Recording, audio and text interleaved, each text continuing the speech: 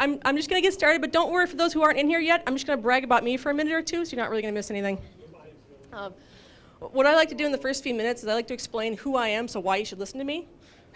And then I'm going to explain what it's going to be in this presentation. So if you feel, oh, I actually don't really care about that, that way you can go to a session that you care more about and not miss anything over there. So I understand. I've been to lots of these conferences.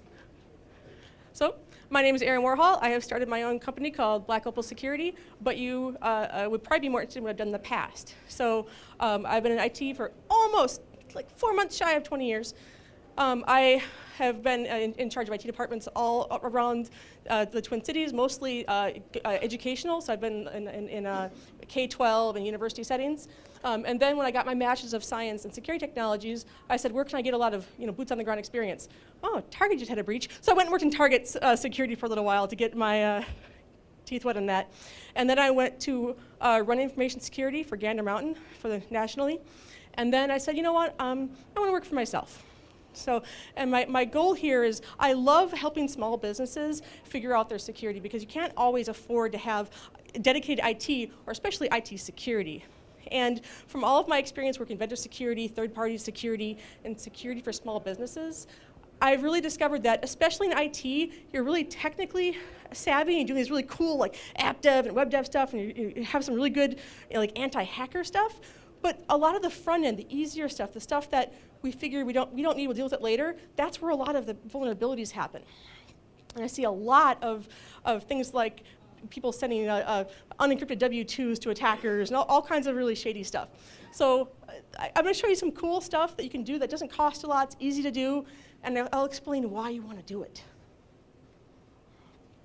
Since I worked for lawyers for 8 years, here's my disclaimer. So disclaimer is this presentation will in no manner result in a complete security program. It's a 50-minute presentation. You're going to get some cool stuff, but it's not going to be everything. And no security program can completely eliminate risk. Security isn't about saying, okay, you're good now, you're cool. It's getting you started on a process that's going to lower your risk, and it's going to get you to a point where you're going to have a gradual, continuous security footprint. I see a lot where we did this, right? Or I know security. I know not to open emails from people I don't know or go to bad sites. It was kind of so-so advice then. Now it doesn't really work when people can spoof who the emails are coming from, and all websites have about 50 different scripts from 50 different companies, and any of them can get vulnerabilities and attacked. And finally, oops, it's a sensitive touchpad. Finally, most of the things you're seeing here are going to go by this concept of risk treatment, which starts as a process of avoid, mitigate, transfer, and accept. So whenever you identify a risk or something that needs to be protected, you say, well, can we avoid it? Well, let's look at email. You can't, and maybe you can, but you can't just say, okay, we're just not going to use email. So you do the next one, mitigate. Well, we might add two-factor authentication. It might be encrypted. You're going to do, have all kinds of password rules that take a paragraph. It has to be 10 characters long. It has to have your second pet's name in it, whatever. And then you say, transfer. Can somebody else host our email server? And finally, when you've done everything you can, whatever's left, you know what you're accepting. So you don't just say, well, we have to use email, so we're not going to do anything. You have to say what we're going to accept and how we're going to protect that. So here we go. So the first part of the agenda is what we do technical security. I have seen so many places that have the cool, they spend $1 million on really cool security operations center teams and anything like that. They have these really cool things that do all kinds of really technical things, and they're going to fight hackers. But their security for their building, you can just walk right in, grab a computer, it's unencrypted, doesn't have a password on it. So you have to really think of everything when it comes to security. I also talk about physical security. I've worked for a company that specializes in risk assessments for crime and anti-terrorism and active shooters as well. So I'm looking at all of these things. I want to protect people. I want to protect places and things. So I think I have schedules in there eventually. But we're looking at actually covering the things that actually have vulnerabilities. It may not be cool to have policies.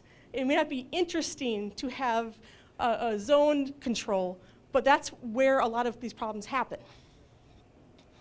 So to-dos, we're going to talk about, again, policy, technical controls, physical security, and training and awareness is my soapbox lately, because your people, whatever your people have access to, whether it's the physical area or what data they have access to, that means if they get compromised, whatever they have access to gets compromised. So we hear a lot about phishing attacks. I'm going to show you some pretty funny stuff about phishing attacks, actually. And if there's time at the end, we'll do Q&A about what you hear in the news lately, and if it's actually something to worry about, or if it's just more media hype. So I have a thing about stock photos, especially stock photos of hackers, because you always see the black hoodie and the ski mask, and you don't want to know how long it took me to find a female one. And then it ends up being that one. So I'm like, yes. So the first thing you want to do when you're trying to figure out what your vulnerabilities are and what things you need to look at, a lot of people go straight to the most dangerous thing, right? We want to go, but the hackers from Russia or China, they're going to come after our things. We're worried about the terrorists. We're worried about the active shooters. You want to figure out actually what kind of threat actors are likely for your organization. So like, lone hackers, their motivations to get paid, and what can I do? Hey, this is cool. I found this thing. The next one is hacktivists. They're going for politics. They're going to attack somebody based on religion, revenge, harassment, entertainment. Yeah. State-sponsored. I have a comment I want to make about this, but very carefully. So last year, if those of you came to my presentation last year we were looking at the way people would get to your data without permission. They're hacking. They're breaking into your account. What happens when, say, the government says that you can't come back to the country unless you give us access? This affects you personally. This affects your companies. You've got your company phone. It's got protected data on it. But you were not allowed to get back in the country without giving them your password. They make a copy of that phone. Guess what? You just had a data breach. So when we're talking about state-sponsored, it's not just trying to look at who's going to break into my account. You need to also think about who might get access, who might already have access. If you've got a Yahoo account, Yahoo has access to your mail. And so does everybody else, apparently.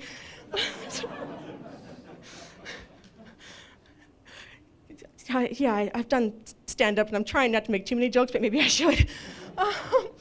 But criminal enterprise. It used to be, like 15 years ago, when we'd have hackers attack our organizations, it was because it was fun. It was, some kid got a hold of a file and modified it slightly so that all the security programs wouldn't catch it, because they're always looking at the signature files instead of the behavior. And we really need to get to a point where we're looking at the behavior of the files themselves instead of just looking for specific viruses. But now it's more about criminal enterprise, it's about making money. So people say things like, oh, I don't have a virus because my computer's acting fine. Well, other than ransomware, which locks up your computer so you can't read it, and anything else you're attached to, it's going to make them money if your computer still functions. So just the fact that your computer isn't randomly starting up anymore or playing strange jingle bells or something doesn't mean that it doesn't have a virus. Oh, some of these I have so many stories on. Corporate spies, trade secrets. If you're a small company that doesn't have a very, very valuable, to others IP, right? You're not spending millions and millions of dollars on something, you might not have other companies trying to steal it from you. You might, but you need to make that decision. And then cyber terrorists. If you're a local quilting company, are you likely to get attacked by cyber terrorists? This is what risk treatment is. We're trying to figure out who's going to attack you. And again, this is direct attacks. 74% of vulnerabilities on the web are automated. So they're looking for things that aren't patched. They're looking for things that are weak passwords, stuff like that. Insider threat. I'm giving another presentation, actually, right after this, about employees in your organization and talking about diversity, but one of the reasons I'm talking about it is because I'm looking at it from both sides. Hiring, and then insider threat, looking at people if they're going to not sabotage, theft, or accidentally release. Are they going to get blackmailed? Are they going to get a mistake? Are they going to get conned? Are they going to get tricked? So after you figure out who's most likely to attack your organization, you gotta figure out what they can do. Insider threat, are they likely to have a nuclear weapon? I guess it depends what your company does. But for technical skills, you already know that, right? Access, hopefully you know what they have access to in your organization, and et cetera. So you want to figure out who the attacker is, most likely, and then you want to figure out what capabilities they have. And this gives you a really good plan to figure out what you need to do to combat that. And again, I love stock photos that are silly. So with policy, a lot of people poo-poo policy because policy doesn't necessarily, it's not a proactive thing usually. It's something that happens after the fact, and that's why it's important because policy is what shows what's acceptable for what people can do with your access, your data, your networks. And if somebody breaks that, if your employee breaks that, that way it's their problem, you can fire them. You can say they broke policy. If they didn't, then it's 100% on your company, and this has litigation meanings here. I worked for a company, I want to be very vague here, that one of the employees got caught surfing child pornography on their work computer. Got them dead to rights with the FBI. You know, the actual case, you know, that was, you know, more or less a slam dunk. What they fought was their firing, their termination, because there was no acceptable use policy that said you couldn't surf child porn on the computer at work. That's one of my funnier but horrible examples because you'd think that's obvious. You can't do that with security. You have to be real specific with policies. That's why we say you're only allowed to use this for work use, not do anything illegal on there. You might laugh when you sign those, but that's why. Because after the fact, something might happen. So for security, when I say due diligence, I did that just so I could say doo-doo. But you have to do your due diligence. A lot of people say, oh, I've got cybersecurity insurance. Well, cybersecurity insurance is just like anything else, fire insurance, car insurance. If you do something to negate that insurance, they're not going to pay up. So first of all, you have to do your due diligence. Second of all, you need to do what you say you do. So if you have a security policy, especially if you're giving it to your clients and saying, this is what we do, you have to do that. There was a hotel chain a few years ago that publicized that they encrypt their data and they do have firewalls and all these cool security things. They got breached. In the ensuing investigation, it showed that they did pretty much none of those things. Not only did it negate their cybersecurity insurance. So first of all that money they've been paying for cybersecurity insurance, that's gone. The money that's going to cost for the investigation and the problem, that's gone.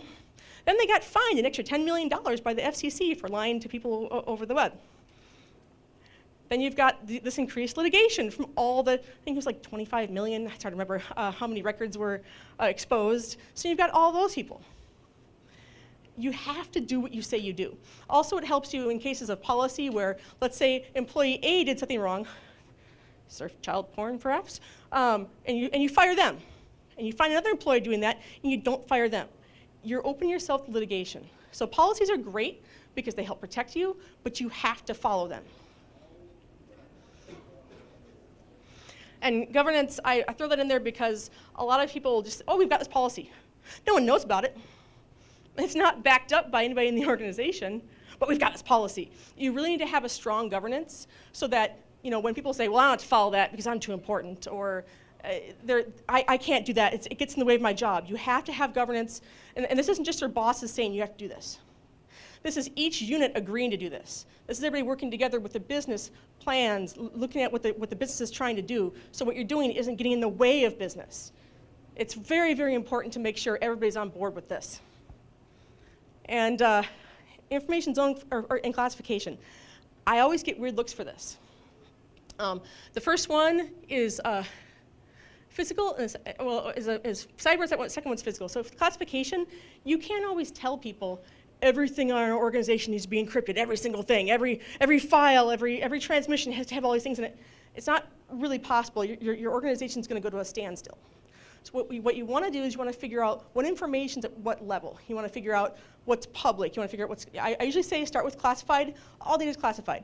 And that way, when you're ready to make things public, things that are being shared with the public are specifically said, this is public. There's reasons for this, like for instance, protected data, like protected health information, payment card industry information, personally identifiable information, but et cetera, et cetera, et cetera. They all have very special rules on them.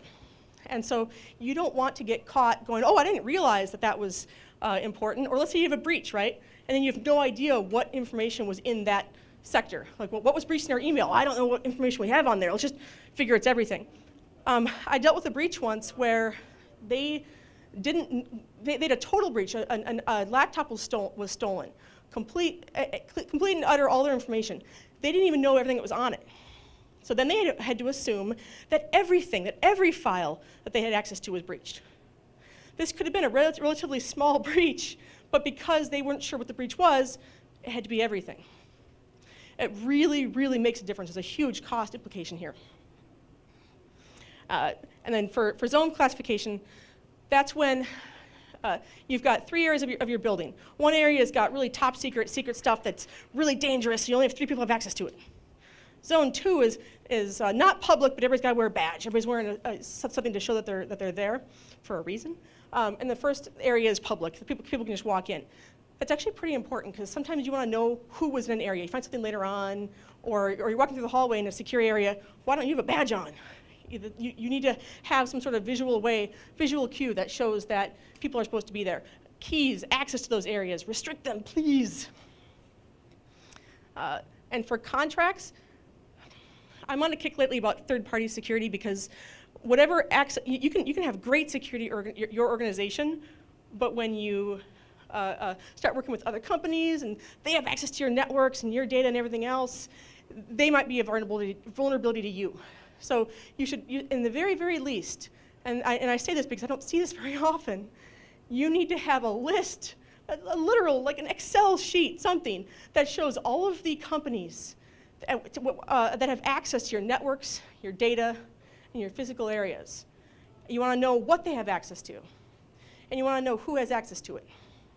So if something happens, you don't just say, oh, no, we've got tons of vendors that walk through there, or we have no way of knowing who had access to that server this day.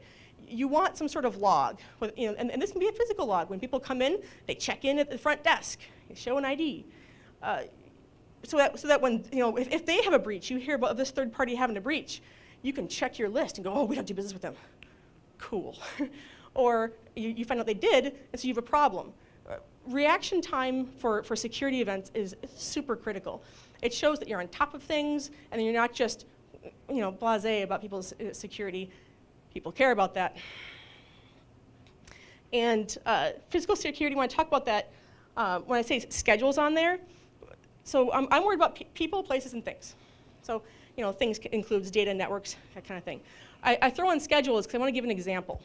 And this is, an example is that a few years ago, there was a woman that was being sexually harassed by a fellow employee at a grocery store.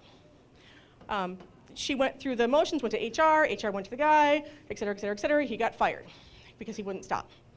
And later that week, he called up and said, hey, I want to come and get my stuff. Can you tell me when she's working?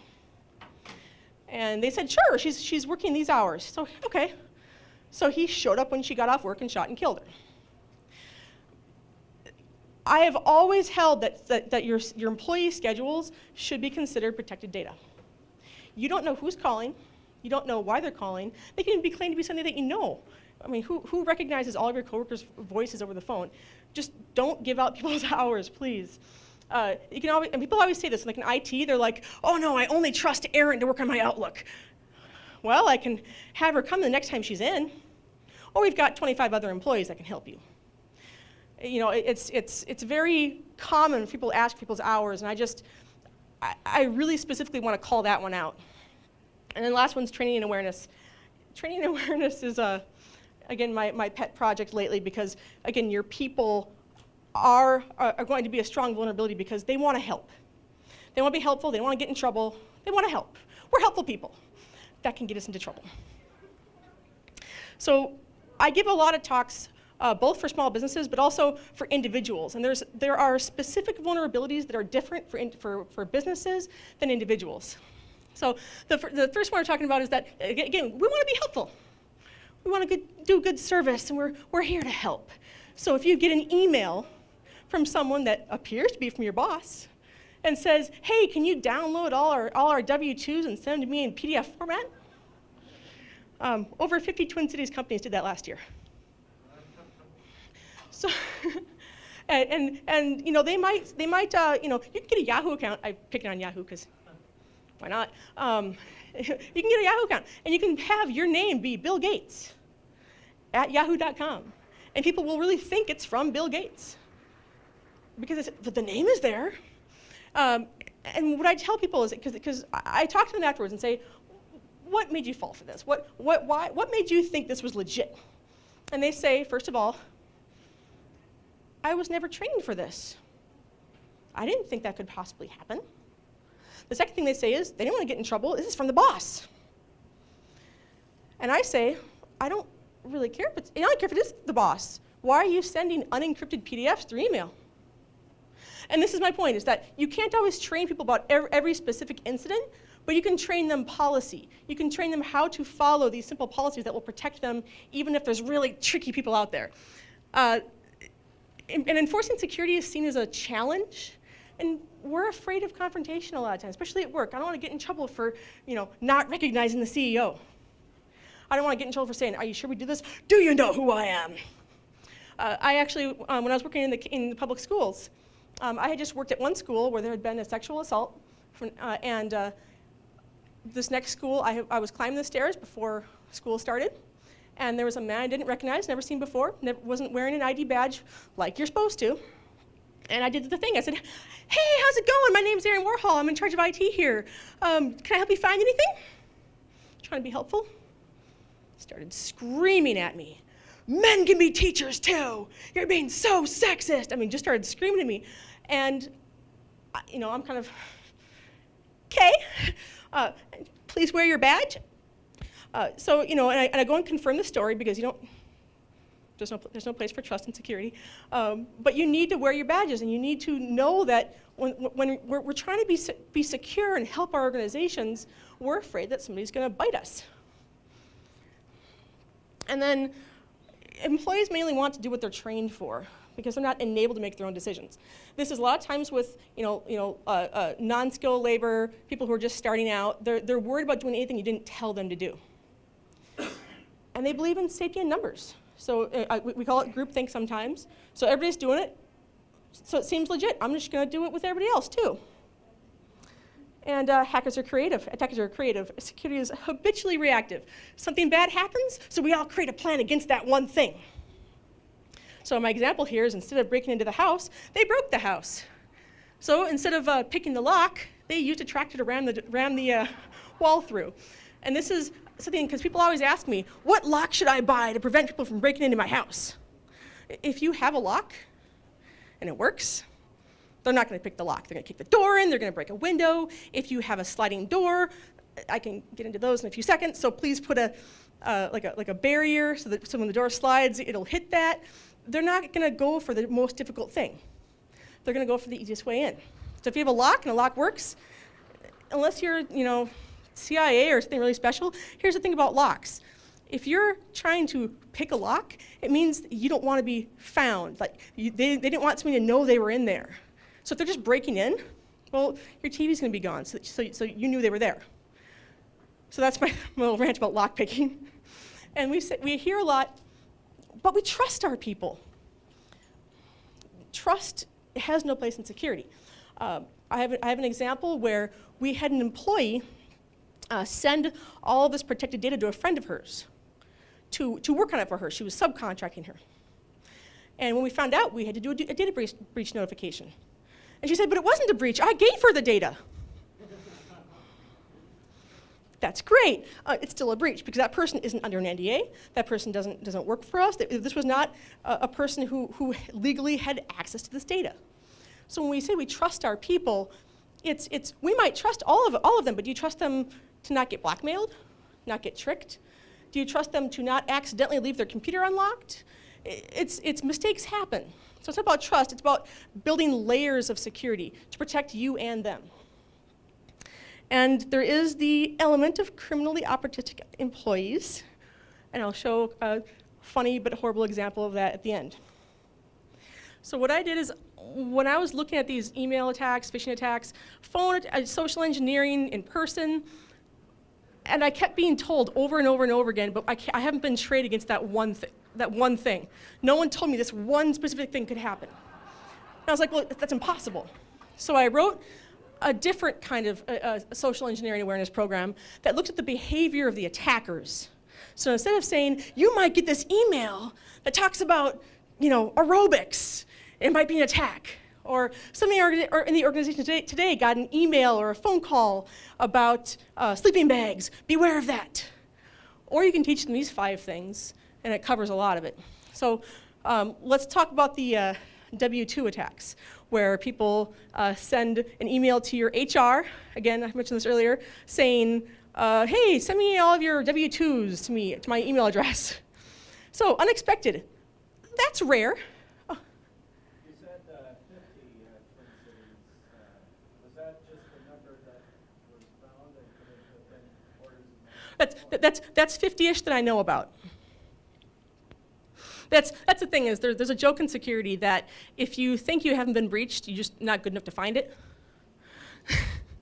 It's got some merit. There's also the worry that, I don't know if everybody here is aware of, and I don't want to get on a huge tangent, but the Secret Service actually does a ton of really great cyber security work. They go on the dark side of the web, and they look at these sites that sell people's data, Twitter accounts, credit cards, et cetera, et cetera, et cetera. And they do a lot of data aggregation to see if they discover they're finding tons of credit cards that were used at a certain vendor, right? And then they talk to them and say, hey, you've been breached. So there's lots of ways to find out you have an issue. It's best if you find it out, but you might be told. So unexpected. It's unexpected to get an email from your CEO in the first place, usually, and also to be told that you're supposed to send them data. Unspecific. Not necessarily in this case. I've gotten emails, and people in my organization have gotten emails like, hey, I saw you at a conference last year. Remember how you told me you'd send me your floor plans?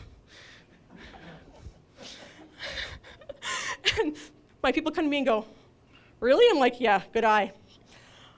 So the next one's unverifiable. And what I mean by this is that, is this email, this phone call, this person walking in, is this your only mode of contact for them?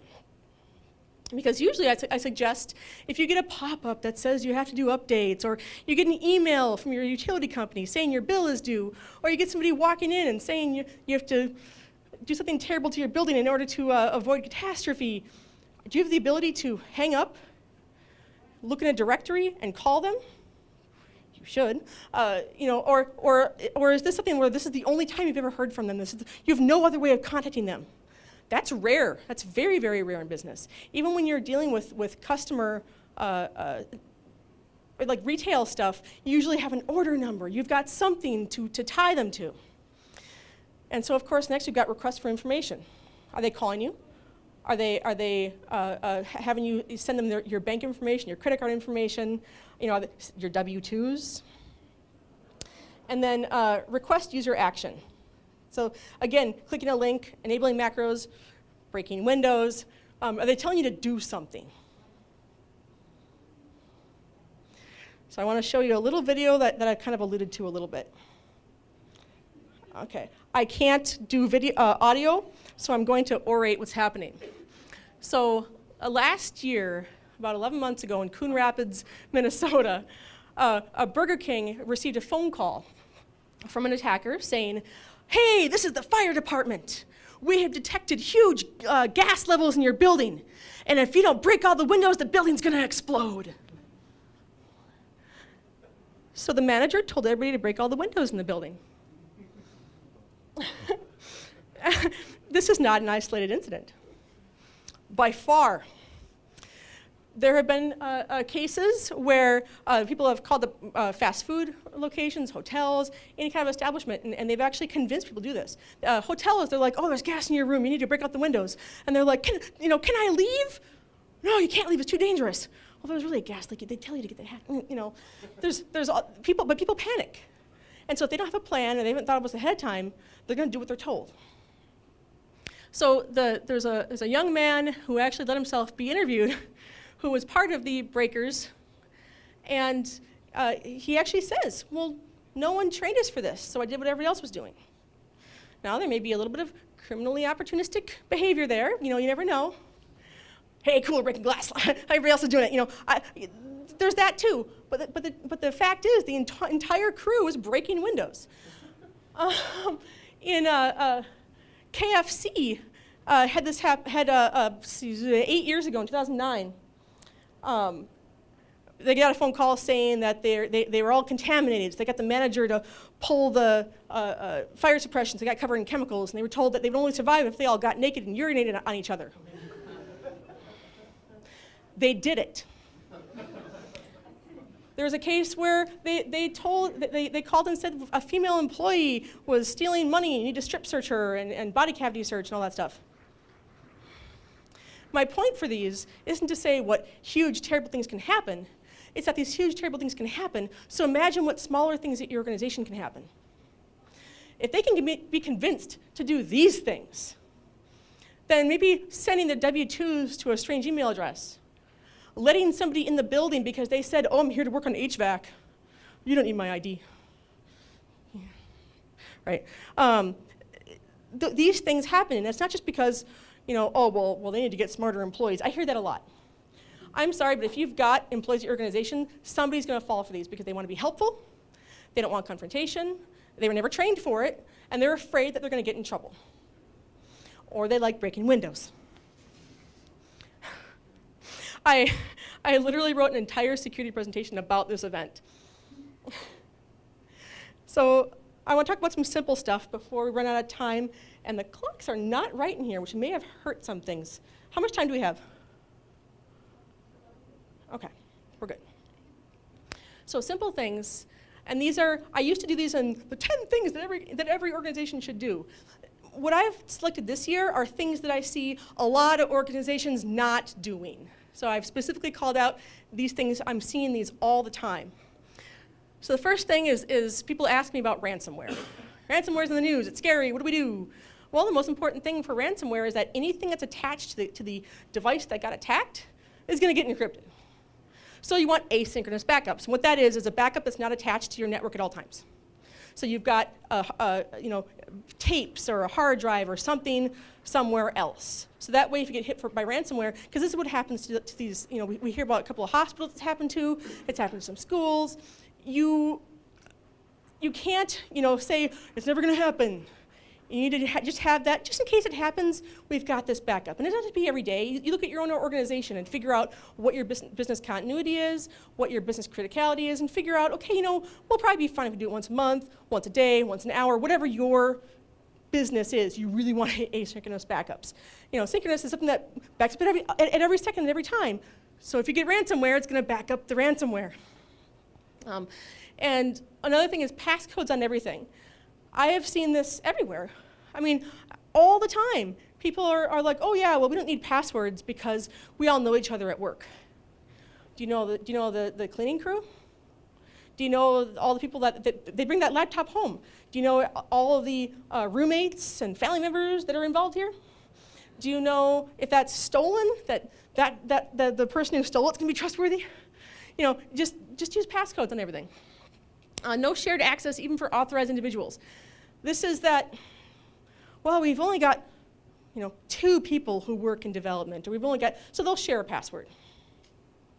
You know, the thing is that when you have anything that's close to the you know, application environment, data, anything else, you need to be able to prove to the FBI, Secret Service, your clients, that you know who had access to something. Because let's say you prove that there was an insider threat, something happened. How do you know who did it? Another issue is limit access to data and information to need-to-know basis. I don't know if everybody has heard about one of the latest breaches. So there was, this is slightly risque, but we're all adults. There was a sex toy manufacturer that had an internet browsing device. And they just got fined, I think it was $10 million, because they figured, well, we've got access to this data, we're going to use it for metrics and things. And how did they use to identify each account? people's email addresses. And then they didn't do really much to protect those email addresses. So they were, open to the wild, more or less, for the type of security they had. And I have seen this type of thing all the time. Because people, when I talk with companies, they're like, oh, we only use this data. And I say, no, what data do you have access to? Because if your attackers get access to your accounts or that data, they're not going to go, well, they only use this data, so I'm only going to steal this.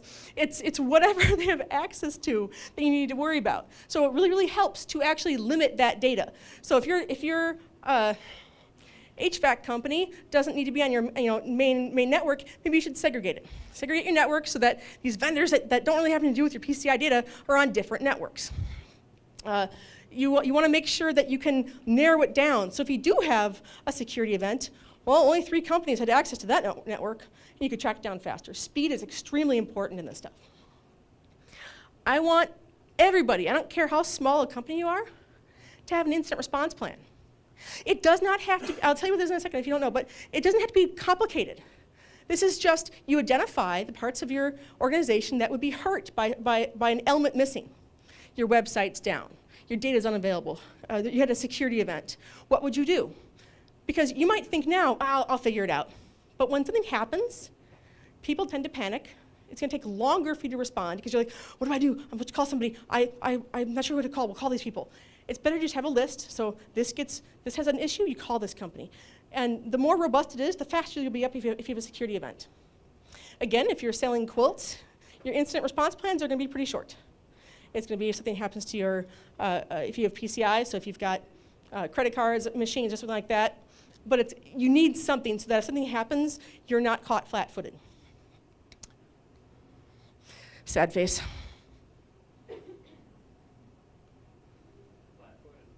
Yeah. Well, the fun thing is it's working. It just takes a second to get re-established again. So next thing is going to be contracts with parties that have access to your network. You want everybody to have some sort of line to what's happening. So you might trust them. You might say, oh yeah, they're a really technical company. They're not going to have any problems.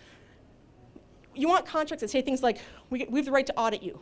I trust you, but let's just make sure. Let's make sure it works. Let's make sure it's trust but verify. You don't want to say like, I don't think you have a good security plan. I don't trust you. I want to come in. You say, we just want to verify. And a lot of times it's required by your cybersecurity insurance, by PCI, by whatever regulations you have to follow.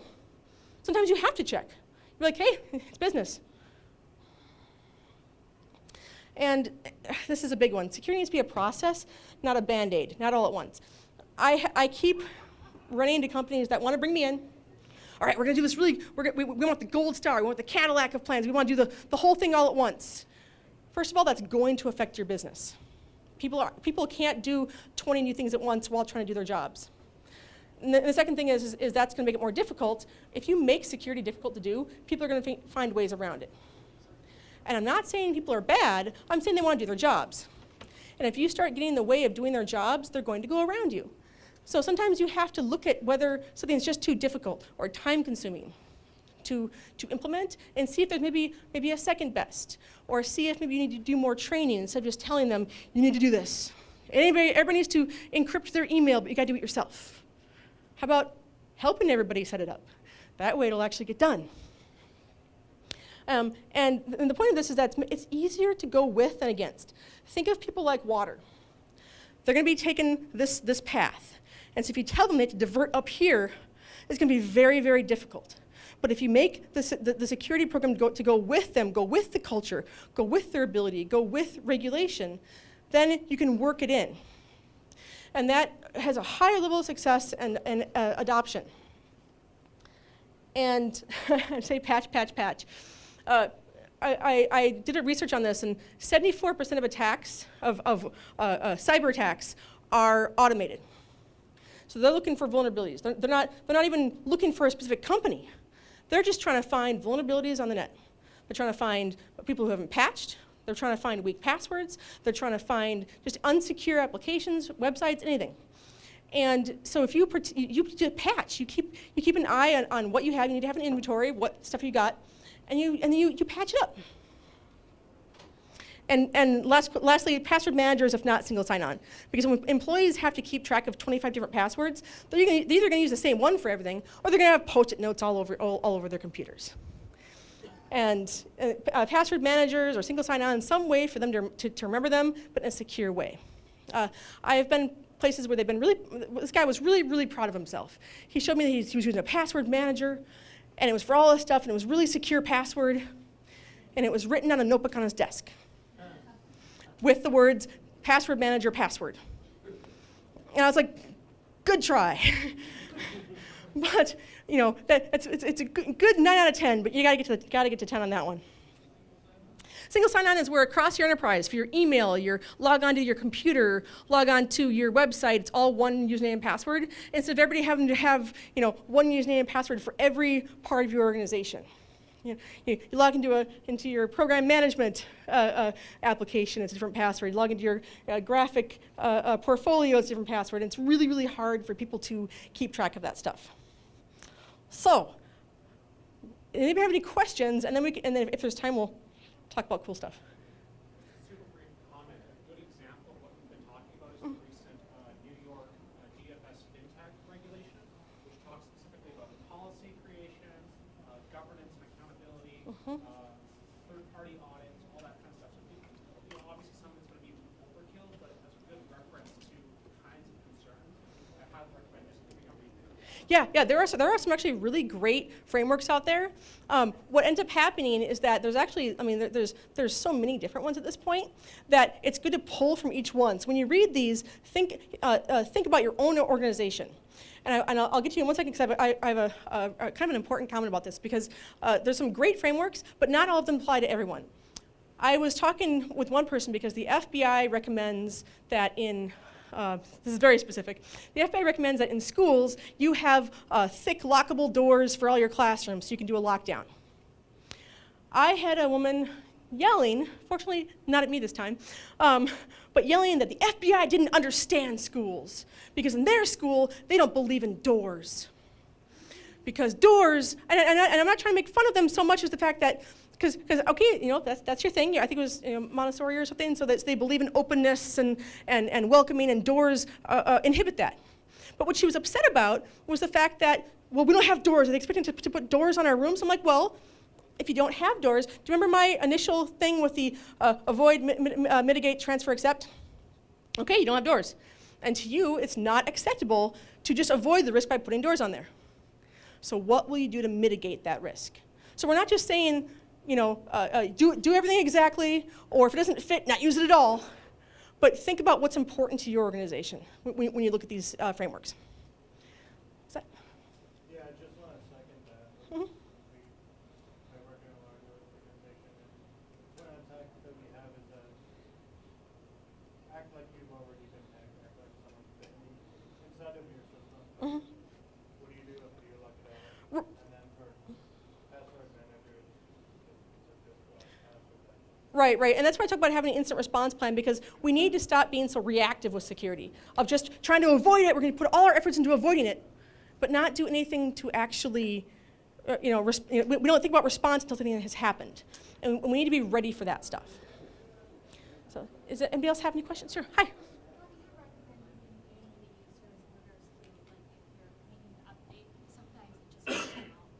Right, so we're talking about in a case where business continuity or user access might be impacted, how to talk about the user, or how to inform them about it. I've done this a lot, so I need a little more information because it really depends, right? So first of all, it depends on how planned it was. So if you planned it 6 months in advance, and maybe you do these things a lot, I like to have a change management calendar up on my website, so that people, at least have the availability of checking if something's wrong, right? So they can't get to their email and they didn't listen to all your emails or phone calls or anything else, they can always check that website. And that actually cuts down on support calls by a lot. So there's that. So if it's unplanned or if it's short term, let's say it's going to be an email outage, right? And it's short term. How do you tell your employees, right? Because you might want to just email them. And if your email is down, you can't report them by email. So again, if the website's going to be up, use alternate forms of communication. Think like the user. So something's down and you no warning, no email. How do you warn them? Think of the user. If my email is down, what do? I check to see if it's down for everyone, or I check the website, or check for any alerts. So, what you can do is, if you have a resource like that where you don't have business continuity or hot spares, or you don't have any like redundant backups where things are going to be down, have a resource people get used to looking at, and saying, hey, just so you know, and you don't want to just say things are down. You want to say things are down. This is who it affects, and here's when we think it's going to be up. If you don't know, oh my gosh, folks, not knowing is okay. Never try, I'm so serious about this. Like, I have seen this happen in breaches. I have seen this when resources are down. It is okay to say, this is what's going on. We're not sure, but we're looking into it. A lot of people think they're going to be in trouble, or people are going to not like what they're going to say or be angry with them if you say, I don't know. But saying, I don't know, is way better than saying, this is what we think it is, and being wrong. You are going to lose customer or employee confidence. People are going to be madder at you. If you say, we know, we're on it, and we'll let you know as soon as we do. Builds confidence, makes people not hate you. There's several occasions of this in the media. Does that answer your question? Or? Okay. Anybody else? Cool. You can go if you want. I think I've got a couple of minutes before I have to run to my next one. If anybody has any interesting questions of things that have happened in the media. Otherwise, have an awesome day. Enjoy your training sessions.